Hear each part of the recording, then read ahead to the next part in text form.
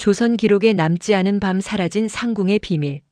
일부 이름이 지워진 사람. 조선의 궁궐에는 낮보다 밤이 길었다. 해가 지면 문이 닫히고 이름보다 직책이 먼저 불리던 사람들이 그림자처럼 움직이던 곳. 그 밤들 가운데 기록으로 남지 않은 밤이 있었다.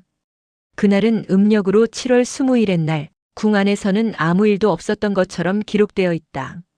하지만 그날 밤 이후 한 명의 상궁이 궁궐에서 완전히 사라졌다.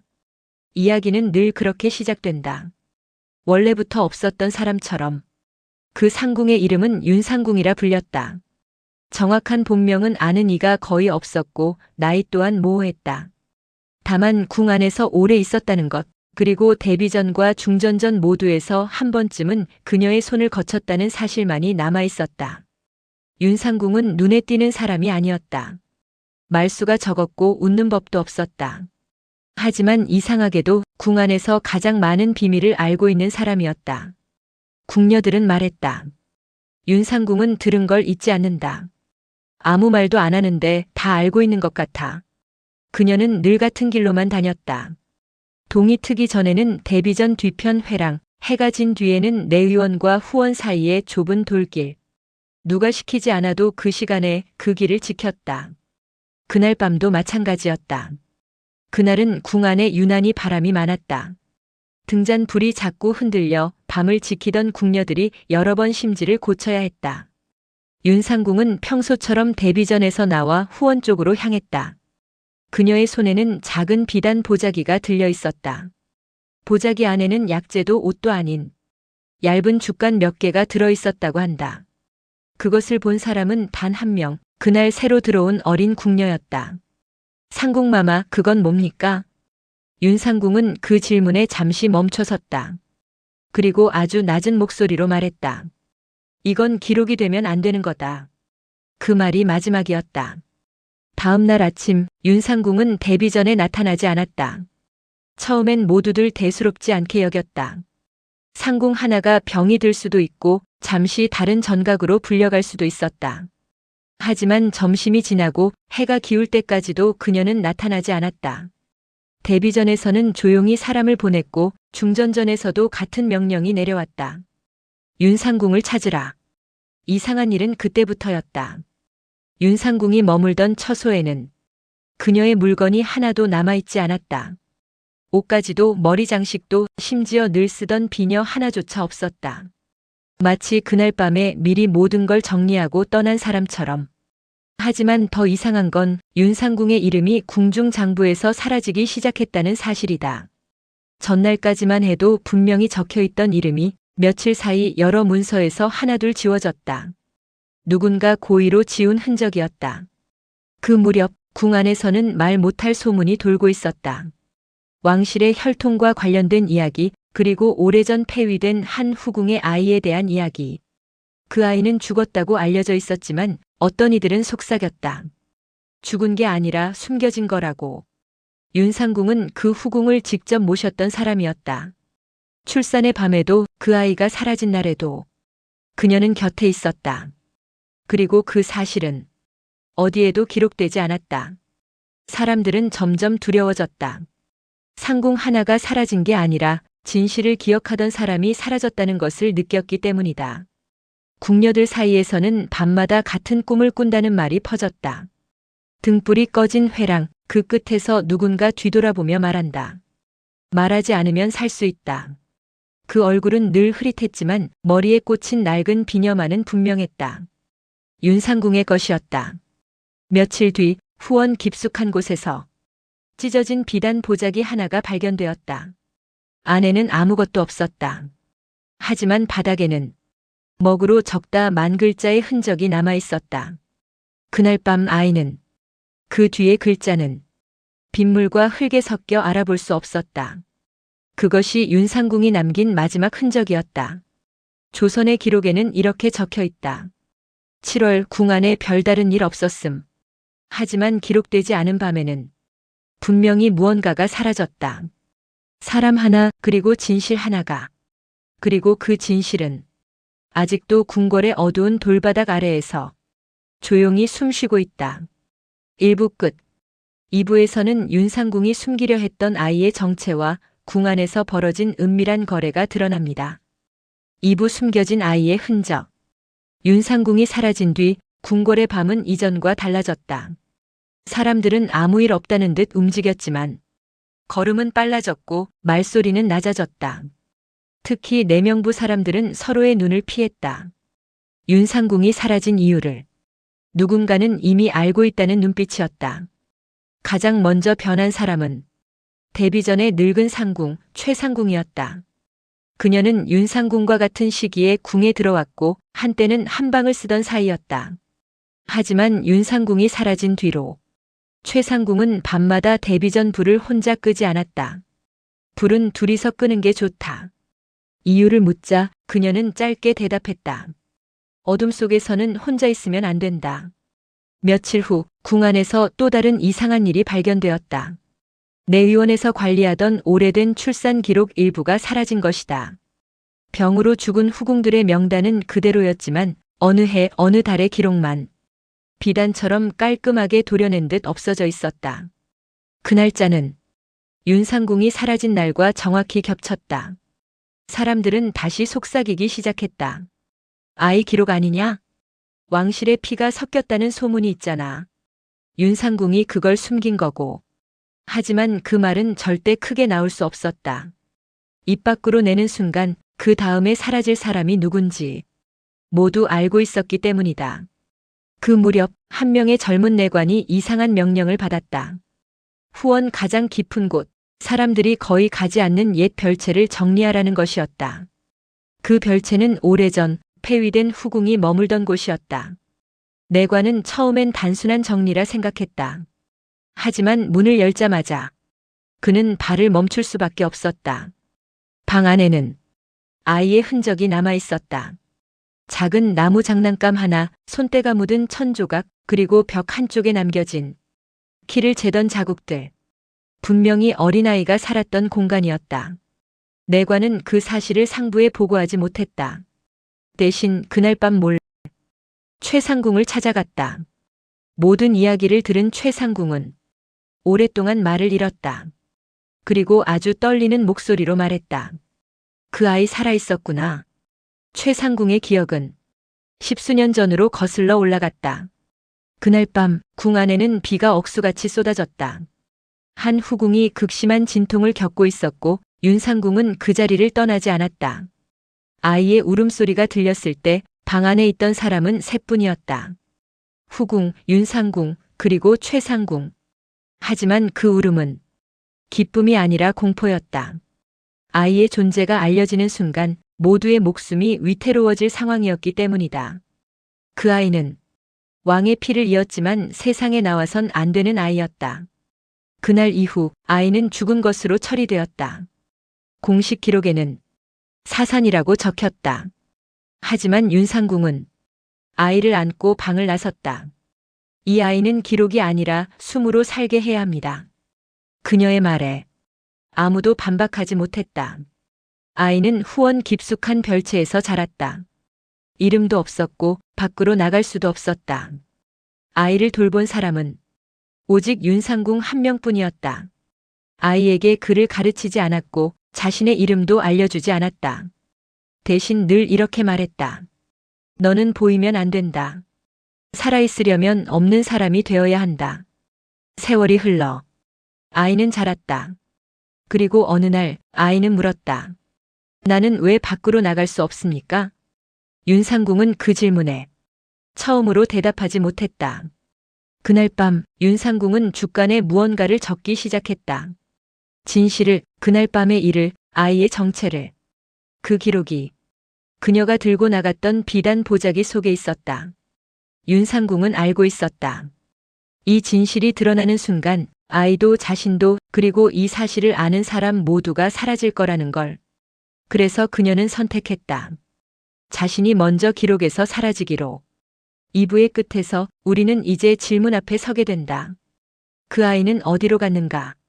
윤상궁은 정말로 죽었는가? 아니면 누군가의 이름으로 지금도 살아있는가? 2부 끝. 3부에서는 아이의 새로운 이름과 궁 밖에서 시작된 은밀한 추적이 펼쳐집니다. 3부 이름을 빼앗긴 살. 윤상궁이 사라지고 후원 깊숙한 별채가 비워진 뒤에도 궁 안에서는 아무도 그 아이의 이름을 입에 올리지 않았다. 이유는 단순했다. 그 아이에게는 이름이 없었기 때문이다. 이름을 부르는 순간 존재가 되는 세상이었고, 존재가 되는 순간 죽음이 따라오는 곳이 바로 조선의 궁궐이었다. 아이를 마지막으로 본 사람은 윤상궁이었다. 그날 밤 윤상궁은 아이를 불러안치고 처음이자 마지막으로 진짜 이야기를 꺼냈다. 너는 태어나서는 안 되는 몸으로 태어났다. 그러나 살아야 할 운명도 함께 태어났지. 아이는 이해하지 못했지만 윤상궁의 눈빛만은 기억했다. 두려움과 결심이 함께 깃든 눈이었다. 윤상궁은 아이에게 궁 밖의 세상을 이야기해 주었다. 성문 밖 장터, 비 오는 날 진흙 냄새, 이름을 불러주면 뒤돌아보는 사람들. 밖에서는 내가 누구인지 묻는 대신 무엇을 원하는지 묻는다. 그 말은 아이에게 처음으로 희망이란 것을 심어주었다.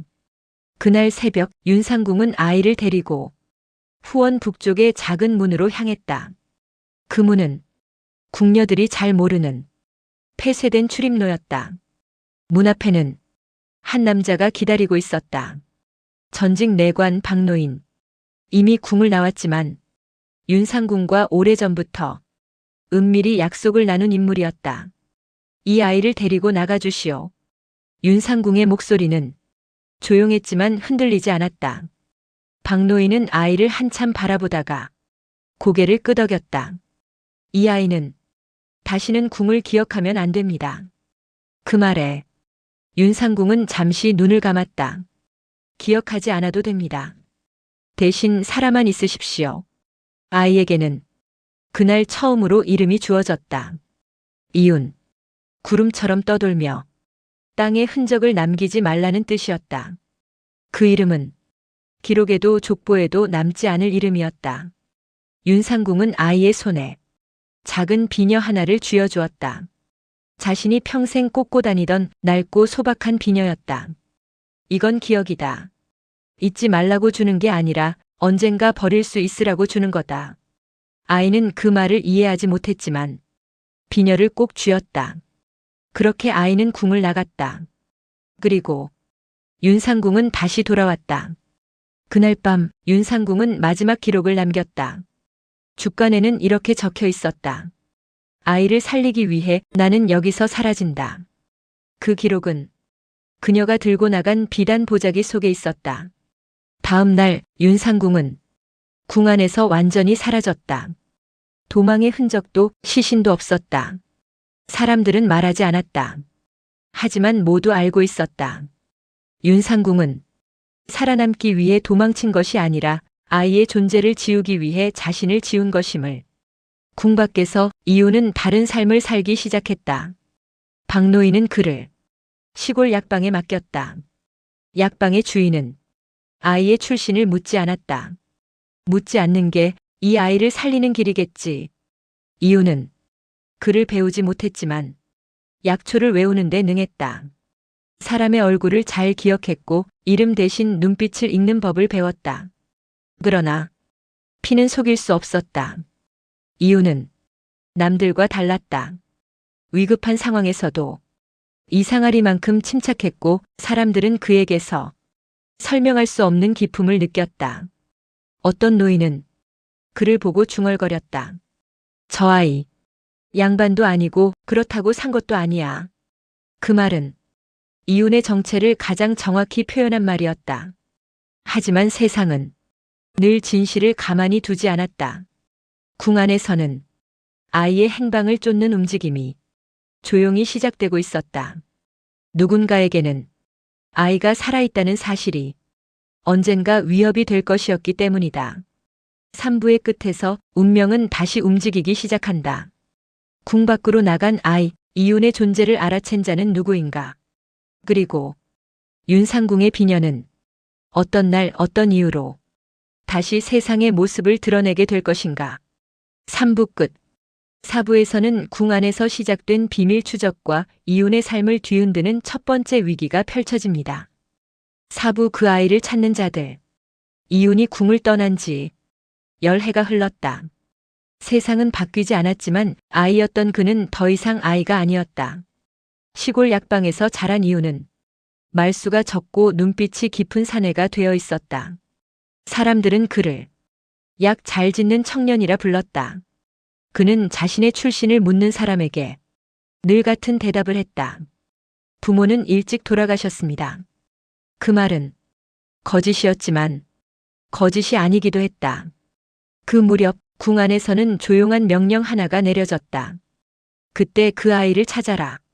명령은 문서로 남지 않았고 입에서 입으로만 전해졌다. 그 일을 맡은 이는 한성부의 서리 출신 포졸 강도윤이었다. 그는 글을 읽을 줄 알았고 무엇보다 입이 무거운 사람으로 알려져 있었다. 강도윤은 사라진 기록부터 살폈다. 윤상궁, 사라진 출산 기록, 후원 별채. 모든 흔적은 의도적으로 끊겨 있었다. 하지만 그는 알았다. 완벽하게 지워진 기록이야말로 가장 의심스러운 기록이라는 것을. 그는 내의원을 찾았다. 오래된 장부를 정리하던 중 칼로 도려낸 듯한 페이지를 발견했다. 그리고 그 옆에 남아있는 작은 메모 하나. 사산. 그러나 밤중에 아이 울음 들림. 글씨는 급했고 끝이 떨려 있었다. 누군가 진실을 적어놓고 지우지 못한 흔적이었다. 한편 이윤의 삶에도 작은 균열이 생기기 시작했다. 장터에서 시비가 붙은 날이었다. 한 사내가 이윤을 밀쳤고 이윤은 반사적으로 사내의 손목을 꺾어버렸다. 동작은 배운 적 없는 움직임이었다. 주변 사람들은 술렁였다. 저 동작 보통 놈이 아닌데? 그날 이후 이윤을 바라보는 시선이 달라졌다. 며칠 뒤 약방에 낯선 손님이 찾아왔다. 한약 말씨를 쓰는 사내였다. 약이 아니라 사람을 찾고 있습니다. 이윤은 그 순간 알 수 없는 불안함을 느꼈다. 사내의 눈빛이 사람이 아니라 흔적을 보는 눈이었기 때문이다. 같은 시각 강도윤은 시골로 향하고 있었다. 궁 밖으로 나간 아이는 멀리 가지 않았을 거라 판단했다. 숨길 땐 사람들이 생각하는 것보다 가까운 곳에 숨긴다. 그의 추적은 천천히 그러나 정확하게 이윤의 마을을 향하고 있었다. 이윤은 밤마다 같은 꿈을 꾸기 시작했다. 어두운 회랑, 바람에 흔들리는 등불, 그리고 누군가의 목소리. 이름을 잊어라. 그래야 산다. 꿈에서 깨어날 때마다 이윤은 손에 쥔 비녀를 확인했다. 그 비녀는 이미 빛이 발해 있었지만 그의 심장은 그것을 놓지 못하고 있었다.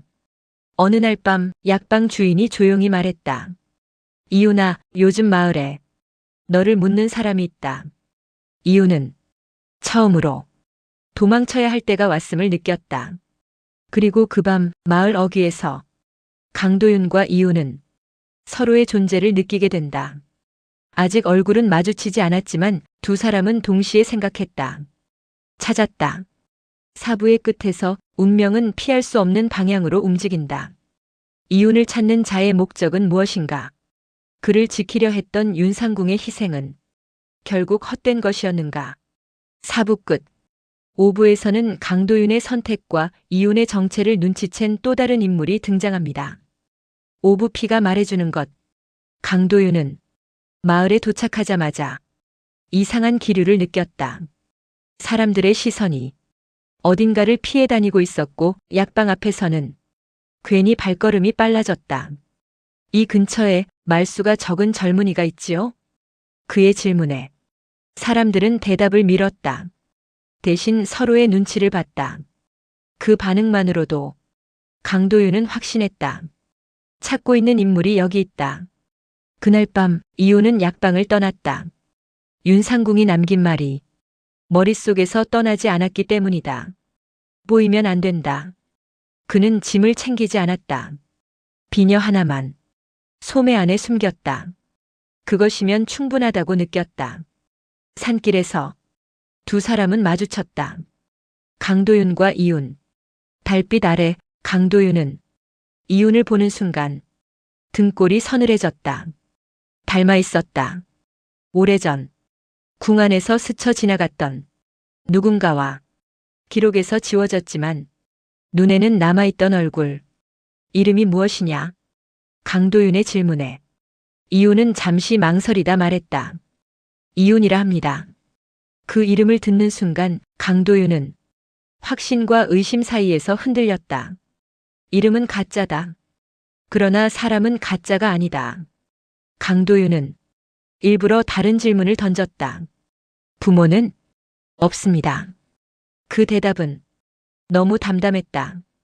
강도윤은 그제야 깨달았다. 이 사내는 자신의 삶을 스스로 지워가며 살아왔다는 것을. 그때 숲속에서 검은 그림자들이 나타났다.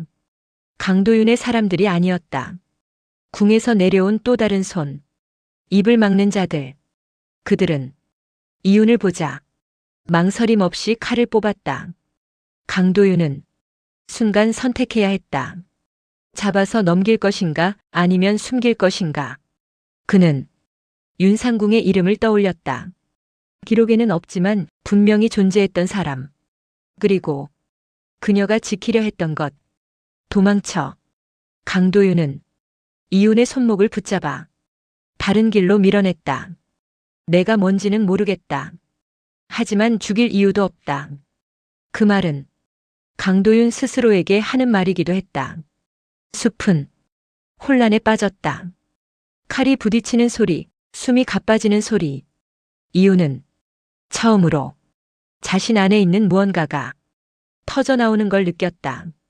몸이 먼저 움직였고 머리는 나중에 따라왔다. 그는 두 명을 쓰러뜨렸다. 훈련받은 자의 움직임이었다. 강도윤은 그 모습을 보고 더 이상 부정하지 못했다. 궁에서 자랐군. 그 말은 확인이자 선언이었다. 싸움이 끝났을 때 숲에는 침묵만 남았다. 강도윤은 이윤의 손을 보았다. 피로 물든 손, 그러나 떨림이 없었다. 너를 찾는 자는 너를 살리려는 게 아니다. 강도윤의 말에 이윤은 처음으로 물었다. 그럼 왜 저를 찾는 겁니까? 강도윤은 잠시 망설이다 답했다. 내가 살아있다는 사실 자체가 누군가에겐 죄이기 때문이다. 그날 밤 이윤은 처음으로 자신의 출신을 의심하게 되었다. 비녀를 꺼내 달빛에 비췄다. 비녀 안쪽에 아주 미세한 문양이 새겨져 있었다. 왕실 문양. 그것은 윤상궁이 말하지 못한 마지막 진실이었다. 오부의 끝에서 이윤은 선택 앞에 선다. 도망자로 남을 것인가 아니면 자신의 피가 무엇을 의미하는지 직면할 것인가. 그리고 강도윤은 그 선택을 돕기로 결심한다. 5부 끝. 6부에서는 궁으로 되돌아가야 하는 이유와 윤상궁의 또 다른 흔적이 밝혀집니다. 6부 돌아갈 수 없는 곳으로. 숲을 벗어났을 때 동이 트고 있었다. 이유는 밤새 한마디도 하지 않았다. 말을 하면 자신이 누구인지 정말로 드러날 것 같았기 때문이다. 강도윤도 묻지 않았다. 이미 물어볼 단계는 지나 있었다. 궁으로 가야 한다. 해가 완전히 떠오르기 전 강도윤이 말했다. 이유는 그 말을 듣고 걸음을 멈췄다. 제가 다시 그곳으로요? 그곳. 기억나지 않지만 몸이 먼저 거부하는 장소. 강도윤은 비녀를 바라보며 말했다. 이 문양을 아는 사람은 궁 안에 아직 살아있다. 그리고 그 사람은 내가 살아있다는 걸 이미 눈치챘을 가능성이 크다. 그 말은 곧 도망쳐도 끝이 없다는 뜻이었다. 이유는 윤상궁의 얼굴을 떠올렸다. 이름조차 남기지 못한 사람. 자신을 살리기 위해 스스로를 지운 사람. 그분은 지금 어디에 계십니까? 강도윤은 잠시 침묵하다 답했다. 죽었다고 기록되었다. 그러나 시신은 없다. 이윤의 가슴이 서늘해졌다. 궁으로 향하는 길은 멀지 않았다. 그러나 그 길을 밟는 동안 이유는 수없이 뒤를 돌아보았다. 지금이라도 돌아가면 안 됩니까? 그 물음에 강도윤은 고개를 저었다. 돌아가면 다시 숨어야 한다. 그건 내 삶이 아니다. 한성 근처에 다다르자 강도윤은 이윤을 데리고 한 낡은 기와집으로 향했다. 그곳에는 늙은 여인이 기다리고 있었다. 눈이 흐렸고 허리는 굽었지만 그 눈빛만은 궁 안 사람의 것이었다. 윤상궁이 지키던 아이냐? 여인의 첫마디였다.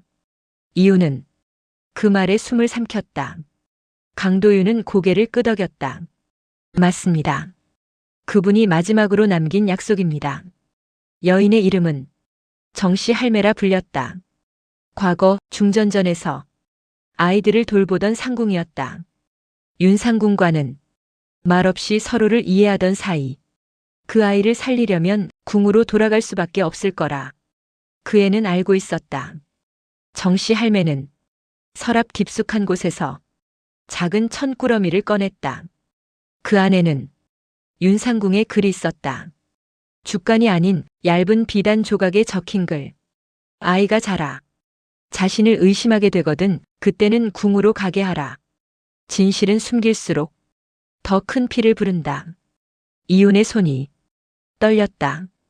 궁에는 아직 아이를 죽이려는 자가 있고 지키려는 자도 있다.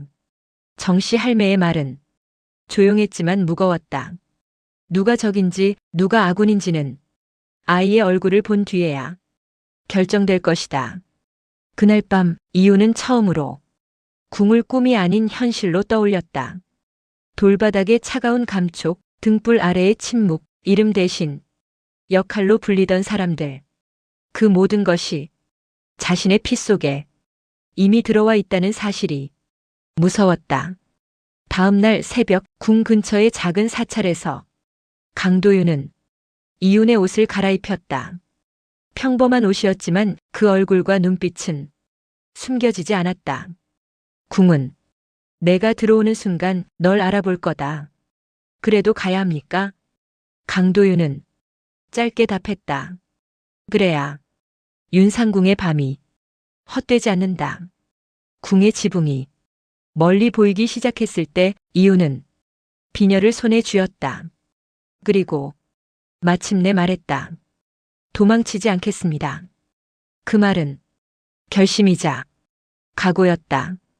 육부의 끝에서 이유는 다시 한번 궁의 그림자 안으로 들어간다. 그를 알아보는 자는 누구이며 윤상궁의 이름은 과연 다시 불릴 수 있을 것인가. 6부 끝. 7부에서는 궁 안에서 이윤을 처음 알아보는 인물과 윤상궁의 생존 가능성이 드러납니다. 7부 살아있는 이름. 궁 안으로 들어오는 순간 이윤은 알 수 있었다. 이곳은 사람을 기억하는 곳이라는 걸. 그가 한 걸음 내디딜 때마다 누군가의 시선이 조용히 따라붙었다. 말은 없었지만 눈빛은 분명했다. 어디서 왔는지 안다. 그리고 왜 왔는지도 안다. 강도윤은 이윤을 데리고 궁 안의 오래된 창고로 향했다. 공식적인 출입이 아닌 정비 인력의 이동 경로.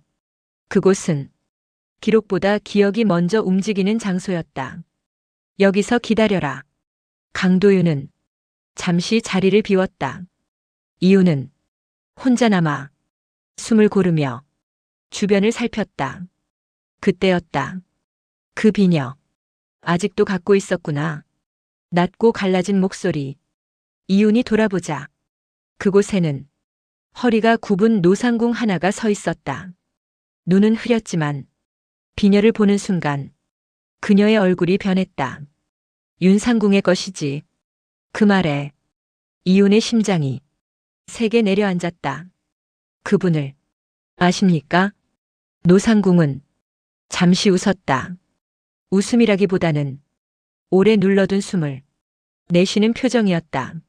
알다마다 그 애는 자기 이름보다 남의 목숨을 더 오래 쥐고 살았지. 노상궁은 이윤을 가까이 불렀다. 그리고 아무도 보지 못하게 낮은 목소리로 말했다. 윤상궁은 죽지 않았다. 그 말은 이윤의 세상을 잠시 멈추게 했다. 그 밤 윤상궁은 사라진 게 아니라 지워진 거다. 노상궁의 기억 속에서 그날 밤이 다시 열렸다. 윤상궁은 궁 밖으로 끌려나가지도 목숨을 잃지도 않았다. 대신 이름을 빼앗겼다. 그 애는 상궁이 아니게 되었지. 궁 안에는 아주 오래된 방식이 있었다. 사람을 죽이지 않고 존재를 끝내는 방법. 직책을 지우고 기록을 태우고 다른 이름을 씌운다. 그러면 그 사람은 살아있어도 아무도 찾지 못한다. 윤상궁은 그렇게 궁의 가장 깊은 곳으로 들어갔다. 노상궁은 손을 떨며 바닥을 가리켰다. 왕의 그림자를 돌보는 자리, 기록도 명령도 남지 않는 곳. 이유는 그제야 이해했다.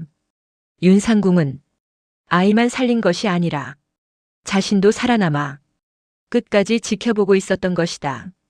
그 순간 창고 밖에서 발소리가 들렸다. 급하지 않은 걸음, 그러나 주저함 없는 발걸음.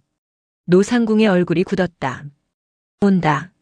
문이 열리며 한 남자가 들어섰다. 중년의 내관, 온화한 얼굴. 그러나 눈빛만은 칼처럼 날카로웠다. 그 아이를 이제야 데려왔군. 그는 이윤을 똑바로 바라보며 말했다. 윤상궁이 끝까지 지키던 아이. 강도윤이 뒤에서 이를 악물었다. 대감, 왜 이제서야? 내관은 조용히 웃었다. 지금이 아니면 궁이 먼저 무너질 테니까. 그의 말은 위협이 아니라 경고였다. 아이의 존재를 아는 자는 아직 셋이다. 그는 손가락을 하나씩 접었다. 나, 윤상궁, 그리고 시선이 이윤에게 닿았다. 결정해야 한다. 내관은 마지막으로 말했다. 기록되지 않은 채 살 것인가 아니면 모든 밤을 밝힐 것인가. 그 순간 궁 안 어딘가에서 낮은 종소리가 울렸다. 아무도 모르는 밤의 신호. 이윤은 비녀를 꽉 쥐었다. 그리고 처음으로 자신의 입으로 말했다. 숨지 않겠습니다. 칠부의 끝에서 윤상궁은 살아있는 이름이 되고 이윤은 더 이상 아이가 아닌 선택하는 존재가 된다. 마지막 밤이 이제 시작된다. 7부 끝. 8부에서는 기록되지 않은 밤의 진실이 밝혀지고 윤상궁과 이윤의 운명이 완결됩니다. 8부 기록되지 않은 밤. 궁의 종소리는 3번 울렸다. 그 소리는 공식적인 명령도 축하의 신호도 아니었다. 기록되지 않은 밤이 시작되었다는 신호. 이윤은 그 소리를 들으며 처음으로 깨달았다. 이 궁궐에는 낮의 조선과 밤의 조선이 따로 존재한다는 것을. 그를 마주한 중년 내관은 천천히 고개를 숙였다. 내가 선택한 길은 편하지 않을 것이다. 이윤은 한치의 망설임도 없이 말했다. 편하려고 살아남은 게 아닙니다. 그 말에 노상궁의 눈이 잠시 떨렸다. 그때 어둠 속에서 한 여인이 모습을 드러냈다. 궁녀의 옷도 상궁의 옷도 아니었다. 그러나 걸음과 눈빛은 이 궁을 누구보다 잘 아는 사람의 것이었다. 그만하면 됐다. 낮고 단정한 목소리. 이윤은 숨이 멎는 줄 알았다. 그 얼굴은 기억 속에 없었지만 피가 먼저 알아보았다. 윤상궁이었다. 늙지 않았다기보다 시간이 멈춘 얼굴. 그녀는 이윤을 보며 아주 작게 고개를 끄덕였다. 잘 자랐다. 그 말 한마디에 이윤의 가슴이 무너져 내렸다. 윤상궁은 내관을 향해 말했다. 이 아이는 더 이상 지울 수 없습니다. 내관은 잠시 눈을 감았다. 알고 있다. 그래서 이 밤을 연 것이다. 그날 밤 궁 안에서는 아무 기록도 남지 않는 회합이 열렸다. 왕의 이름도 어세도 등장하지 않았다. 대신 윤상궁의 증언이 있었다. 아이의 출생, 사라진 기록, 지워진 이름들. 이 아이는 왕위를 요구하지 않습니다. 윤상궁의 말은 단호했다. 다만 살아있었음을, 부정당하지 않을 권리를 원할 뿐입니다. 긴 침묵 끝에 내관이 입을 열었다. 그럼 이렇게 하자. 그의 선택은 조선다운 타협이었다.